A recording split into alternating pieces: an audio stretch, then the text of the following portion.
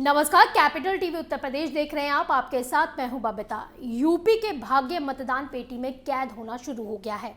इसी बीच अब तक 2 चरणों की वोटिंग भी हो चुकी है और अब तीसरे चरण के मतदान में भी कुछ ही समय बाकी है। लेकिन तीसरे चरण के मतदानों में आलू की भूमिका काफी खास हो गई है, क्योंकि तीसरे चरण में 59 सीटों में से 36 सीटों पर आलू उत्पादक किसानों का दबदबा है। आइए अब जानते हैं कि कौन सी ये सीटें हैं और इन सीटों पर किसानों का कितना प्रभाव है। दरअसल फर्रुखाबाद, कन्नौज, मैनपुरी और कानपुर के अरोल बलहौल क्षेत्र की आलू बेल्ट में सड़क किनारे आलू के खेत दिखते हैं, तो वहीं 258 कोल्ड स्टोरेज भी बनाए गए हैं। ये इस बात की गवाही देते हैं कि यहाँ पर ज्यादातर किसान आलू उगाते हैं। इनकी संख्या करीब 4.5 लाख है। स्वाभाविक है कि किसानों के इतने बड़े समूह की उम्मीदें भी राजनीतिक दलों से बड़ी ही होगी। खेतों के बीच खड़े ट्रैक्टरों पर आलू की बोरियां लदने के बाद किसानों के चेहरे पर जल्द ही मेहनत की कीमत मिलने की आस दिखाई देती है। इस दौरान इसे लेकर समूचे आलू बेल्ट के किसानों में सभी दलों को लेकर काफी गुस्सा है। किसानों का शुरू से ही यही कहना है कि इतने सालों में कई सरकारें आई और गई, बनी है, कई बिगड़ी है, लेकिन किसानों के लिए अब तक किसी ने कोई भी बड़ा कदम नहीं उठाया है।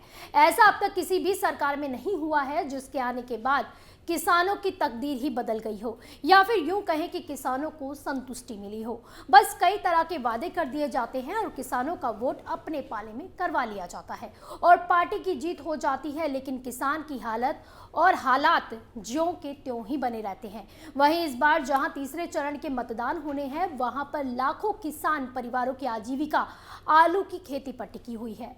वहीं अगर सिर्फ फर्रुखाबाद की बात की जाए तो यहां पर 2 लाख से ज्यादा किसान आलू की खेती कर रहे हैं, जो लगभग 11 लाख टन मैट्रिक टन आलू उत्पादन करते हैं। यहाँ की सातनपुर मंडी पहुंचने पर आलू का हाल और राजनीतिक चाल दोनों का ही पता चलता है।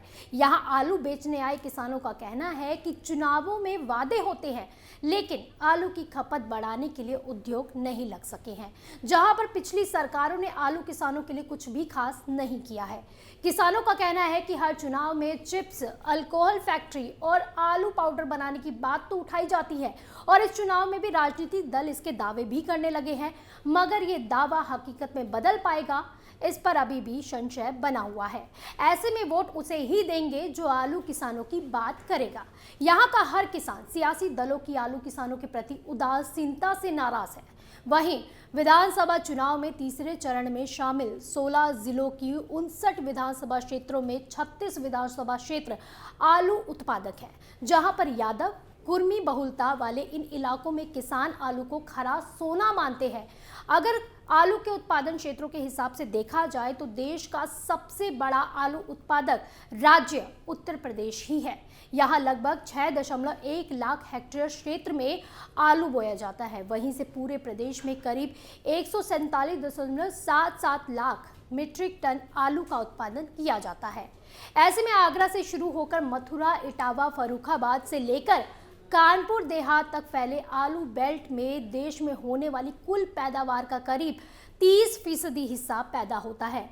हालांकि किसान कहीं ना कहीं बीजेपी सरकार में मिली योजनाओं के लाभ से भी खुश है, लेकिन अब किसान सरकार से उनके व्यवसाय में लाभ की भी उम्मीदें कर रहे हैं।